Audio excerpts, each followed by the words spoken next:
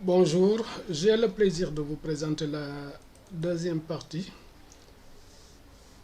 de notre système de gestion électronique de courrier, gestion électronique de documents et archivage physique.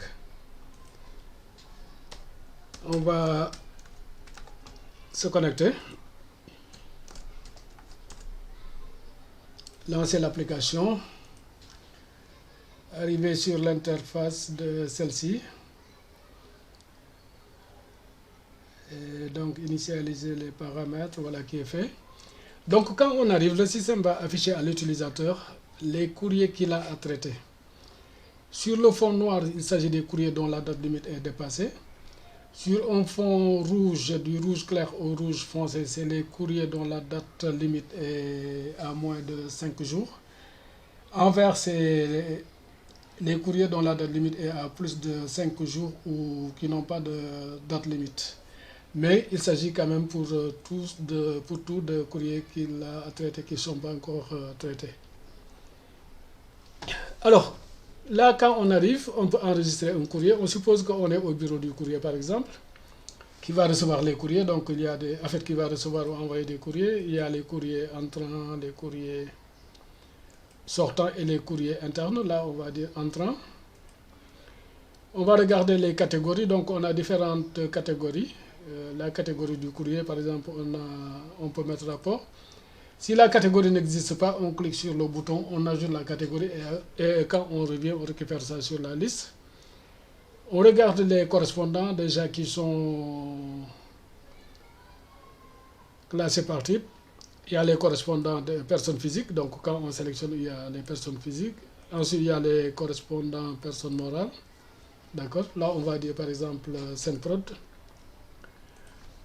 On met la référence du courrier.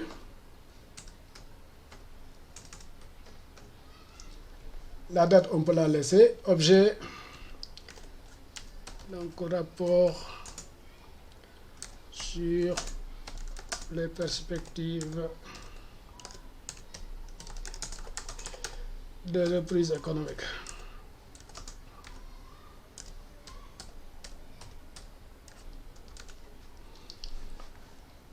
Ensuite, on va sélectionner le fichier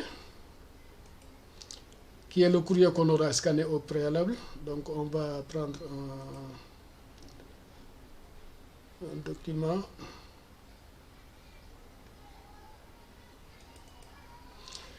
Un document PDF, mais qui peut être de n'importe quel format. Alors, s'il n'existe pas de date limite, dans le traitement, on va décocher et puis la date limite va disparaître. Sinon, on va mettre ça. On met une date limite.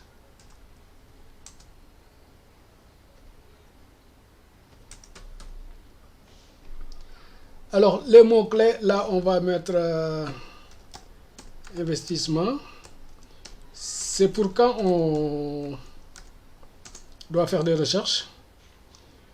Donc, investissement, production, emploi, etc.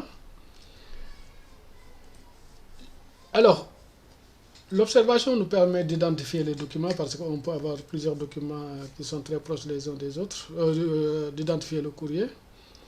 Donc là, on peut mettre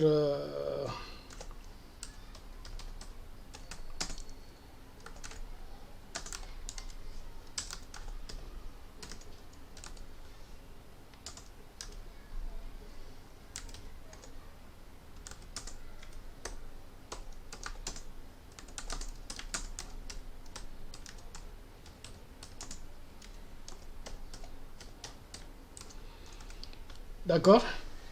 Alors, le courrier est envoyé à des destinataires, donc il faut voir qui sont les destinataires. Donc, on a là différents départements ou services au niveau de la structure. Et on sait où les agents sont, l'agent qui est destinataire doit être. Donc, quand on regarde les différentes directions, les différents services, quand on sélectionne un service, on a la liste des agents qui sont là-bas.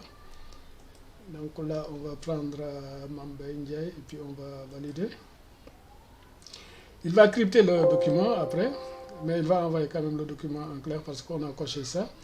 Alors, si on ne veut pas de document attaché parce que le début de la connexion Internet peut-être ne permet pas un envoi assez rapide, on peut décocher ça. Sinon, si on va attacher, après on mettra, on cochera ça.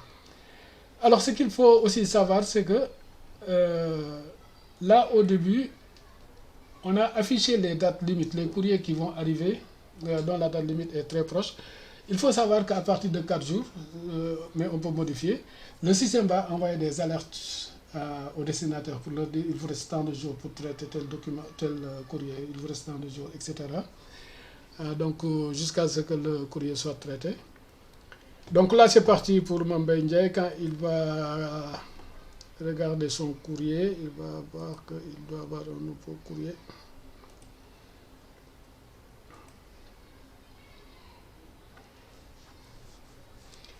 Sauf que j'avais fait une redirection, autant pour moi la manipulation précédente, j'avais redirigé ça sur Nogay Mbaye, de telle sorte que c'est elle qui va recevoir ça plutôt sur Gmail. Après on va voir, voilà, donc ça c'est le courrier. Alors, c'est quoi la redirection? C'est-à-dire que quand vous partez en congé, quand un agent part en congé, il peut rediriger ses courriers sur quelqu'un d'autre et c'est celui-là qui va recevoir ses courriers pendant la période où la redirection sera active. Donc là, par exemple, quand on regarde le dernier, c'est là.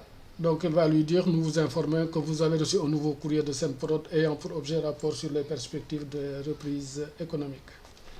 Ensuite, on va voir après comment faire une redirection et comment l'enlever. Quand on vient ici, donc là c'est Mambay Ndiaye, il peut rechercher les courriers. Bon, s'il veut tous les courriers, il va faire, on va laisser toutes les zones vides, d'accord. Maintenant, si on veut un courrier sur un sujet en particulier, donc bon, un objet en particulier, par exemple le Covid, on peut mettre ici Covid et puis rechercher, d'accord. Donc il a tous les courriers qu'il a reçus ayant pour objet portant sur Covid. Si on a le courrier, on peut ouvrir le document quand il s'agit d'un document qui est là. Donc on peut ouvrir. Ce qu'il faut savoir, c'est que le document il est crypté, donc il va décrypter le document, il va l'afficher. Et après, une fois qu'on l'aura fermé, il va supprimer ça.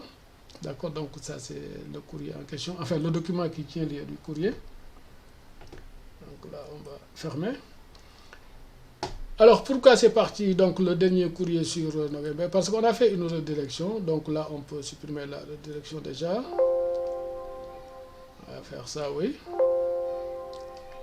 Donc c'est supprimé, on va refaire un nouveau courrier. Catégorie, on va mettre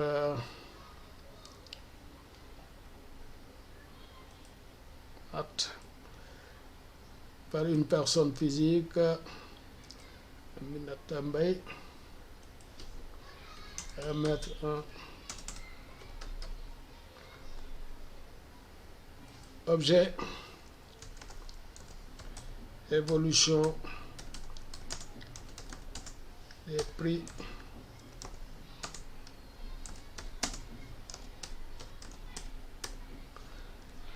d'accord. On va sélectionner un fichier.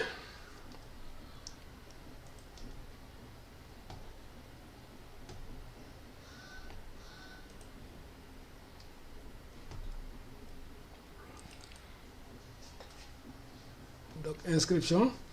Alors il existe une date limite de traitement, on va ajouter une date limite de traitement.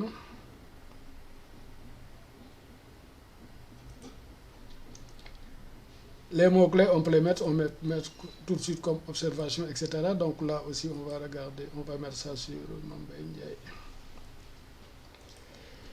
Ndiaye. Je vais mettre Sima. Bon. Construction.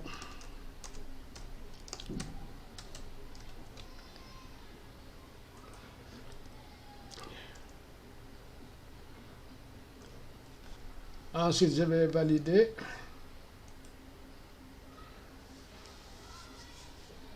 Donc, le temps qu'il envoie ça, donc c'est enregistré. Donc là, comme redirection est supprimée, logiquement ça va venir ici, sur l'adresse mail qui a été enregistrée pour Mambay Ndiaye. Donc voilà, c'est là, d'accord. Donc vous avez reçu un courrier de Aminata Mbaye et un pour objet évolution des prix du ciment. Donc là on a le courrier en question. On va fermer. Donc pour créer une redirection, il suffit juste d'aller sur redirection création. Après on sélectionne dans un département donné et puis on dit la personne à qui on va rediriger ses courriers temporairement. Alors maintenant on va, pour traiter les courriers vraiment il faut aller dans mes corbeilles. Donc là quand on arrive on a plusieurs, on a plusieurs corbeilles, on a les courriers à traiter, d'accord. On a les courriers qui sont déjà traités, on a les courriers qu'on a reçus en copie. Donc quelqu'un a reçu un courrier et nous fait une copie pour qu'on en prenne connaissance. On a les courriers en retard, les courriers qu'on a à valider. Donc quand on fait une réponse et que cette réponse-là doit être validée par un supérieur, on lui envoie ça. Donc ça va se trouver dans les courriers à valider. On a les courriers, on a les courriers à faire valider. Donc ça c'est ce que je viens d'expliquer. On a fait une réponse, on doit les faire valider par un supérieur, donc ils vont là-bas. Les courriers à valider, c'est quand quelqu'un nous envoie un courrier qu'on doit valider nous-mêmes pour que lui puisse l'envoyer ensuite. Donc là on a les courriers qui sont déjà validés et les courriers en validation. Ça veut dire qu'on les a envoyés à faire valider, mais on n'a pas encore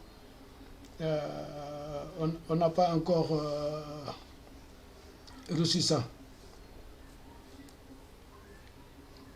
D'accord, ils sont envoyés. À faire valider, ça veut dire qu'on doit les envoyer. Là, on les a envoyés, on n'a pas encore le retour. Donc si on fait un courrier à traiter, on va cliquer. Donc tout ça, c'est des courriers qu'on doit traiter. D'accord. Alors si on dit que par exemple, on doit traiter un courrier, ça veut dire que par exemple, on sélectionne. Après, on va faire traiter. Et maintenant, quand on fait traiter, en fait, on a un certain nombre d'actions qu'il est possible de faire. Soit on peut ajouter un document au courrier. Bon, par exemple, il s'agit de faire une étude ou bien de donner notre appréciation. Notre appréciation peut-être ne tient pas sur une note. Parce que si c'est un texte très petit, on peut faire une note. Mais si on veut vraiment analyser, fouiller, etc., on peut mettre ça sur un document et ajouter ça. On peut consulter les documents qui sont attachés au courrier. On peut consulter les notes, parce que là, il faut se dire qu'on est en train de partager le travail. Donc, c'est une sorte de workflow où chacun va recevoir, on va faire des copies à différentes personnes qui participent au travail sur ce dossier-là. Et chaque personne peut attacher un document, peut faire une note, etc. Donc, ça veut dire que si on veut consulter toutes les notes qui ont été émises par rapport à ce courrier-là, on les a. On peut consulter l'historique, d'accord, donc tout ce qui a été fait par rapport au traitement du courrier. On peut demander une validation, donc là c'est surtout quand il y a une réponse, on fait une réponse. Maintenant, avant que la réponse parte, il faut qu'elle soit validée, donc à ce moment-là, on demande une validation. On peut envoyer un courrier, ça veut dire que les courriers sortants par exemple. On peut faire une copie, c'est-à-dire que si je reçois un courrier sur un sujet donné, mais que ça demande un travail d'équipe, donc je les envoie à tous les membres de l'équipe. Chacun va recevoir une copie, va regarder le courrier, va faire des notes des documents, va attacher des documents. Donc sa participation sera sous cette forme-là. Et donc après, une fois que tout sera fait, on pourra faire une réponse définitive et envoyer ça. Imputer, alors quand on dit imputer, c'est-à-dire que par exemple, vous êtes le directeur général, donc tous les courriers vous sont adressés, donc c'est vous qui les recevez. Maintenant, pour le traitement, vous les imputez à vos agents en fonction du contenu du courrier. Et quand vous imputez un courrier, vous l'imputez à quelqu'un, donc ce quelqu'un-là devient le responsable du courrier. Vous ne pouvez plus faire certains traitements parce que le courrier ne vous appartient plus. Il appartient à celui à qui il est imputé. C'est lui le responsable, disons. Et donc, maintenant, vous ne pouvez l'imputer qu'à une seule personne, le responsable. Maintenant, vous pouvez faire une copie à plusieurs. Par exemple, si le traitement d'un courrier nécessite l'intervention de plusieurs personnes, vous pouvez en faire une copie à plusieurs, mais vous ne pouvez l'imputer qu'à une seule personne. C'est cette personne-là qui est responsable. Donc, c'est le chef d'équipe, si on peut dire. Vous pouvez répondre à un courrier, d'accord, et puis vous pouvez effectivement valider un courrier. Bon, donc là, par exemple, on va faire un traitement, on peut ajouter une note, par exemple. Donc, on sélectionne, on va exécuter l'action. Donc là, c'est une petite note, d'accord. Donc, je peux mettre...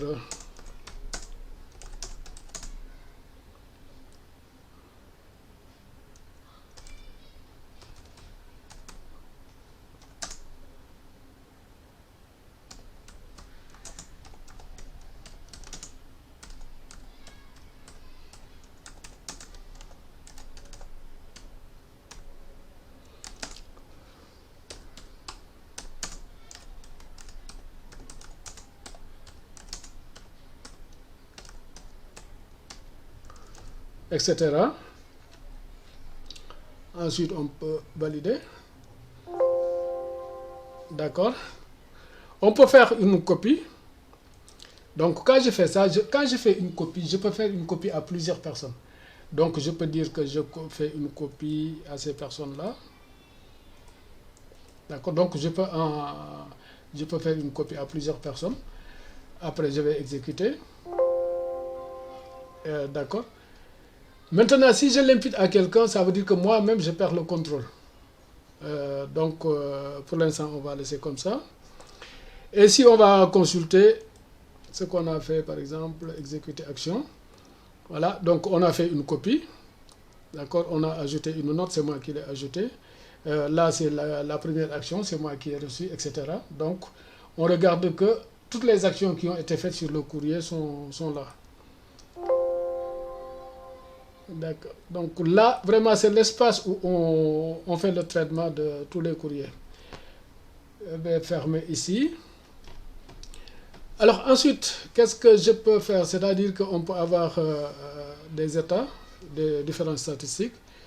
Donc, par exemple, du 1er janvier 2021 jusqu'à maintenant. Je peux faire des statistiques par catégorie. Donc, chaque catégorie, combien de courriers on a reçu. Ça permet de voir sur quoi porte le travail, par exemple, là. On peut faire des courriers par agent, donc les courriers qui sont traités par agent. Donc là, par exemple, je vais mettre 01 2015, par exemple, jusqu'à aujourd'hui. Donc ça permet de voir les uns et les autres, qu'est-ce qu'ils ont fait pendant cette période-là. D'accord. Donc ça permet d'avoir une idée sur le travail fourni par les différents agents. Alors là, quand on fait les correspondants, donc ça nous permet simplement de saisir les correspondants, de mettre est-ce que c'est une personne physique ou bien une personne morale, après de remplir les différents champs pour avoir les informations. Ici, on nous permet de faire, en fait, au début, on va faire quand on a par exemple une structure, ça c'est la structure par exemple qui va envoyer, en fait, la structure qui va utiliser la solution. Donc on met les différentes informations, compris le logo. Là on définit les différents départements. D'accord, donc là quand vous mettez ça par exemple, direction...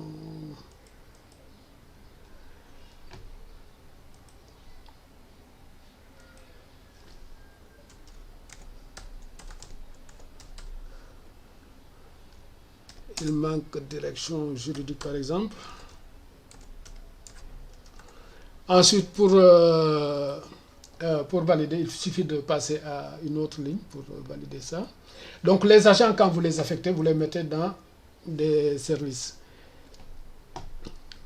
Et les agents, donc vous les ajoutez à partir d'ici. Vous pouvez faire la saisie, vous pouvez faire la mise à jour. Donc là, on a les différents agents, d'accord. Et donc, quand vous sélectionnez un agent, vous pouvez éventuellement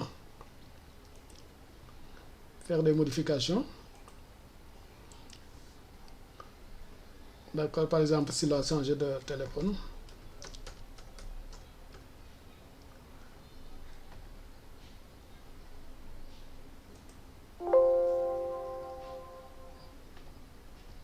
D'accord. Fermé. On peut venir sur les paramètres mail. Donc les paramètres mail, quand on fait ça, en fait, c'est-à-dire que par défaut, il y a un compte mail qui a été configuré au niveau du logiciel. Maintenant, chaque structure doit entrer les différents paramètres là qui vont lui permettre de recevoir les mails, mais aussi d'envoyer les alertes, etc. en utilisant l'adresse mail qui aura été configurée ici.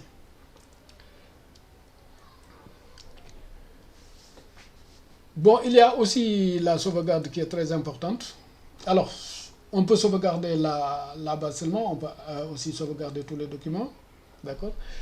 Donc, si on sauvegarde, on fait une sauvegarde, ça veut dire que ici, par exemple, il nous dit que la sauvegarde est faite dans un dossier qu'on aura configuré au préalable qui s'appelle softdoc. Si on fait par exemple pour tous les documents, là on peut indiquer où est-ce qu'on va avoir ça. Donc là par défaut il nous met ça dans softdoc. Mais là par exemple on peut créer un dossier. On va mettre sauvegarde du 30 06 2021.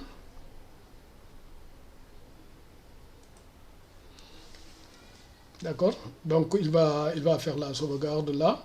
Maintenant, en fonction de la taille du dossier et du nombre de documents qu'il y a, ça va prendre plus ou moins de temps.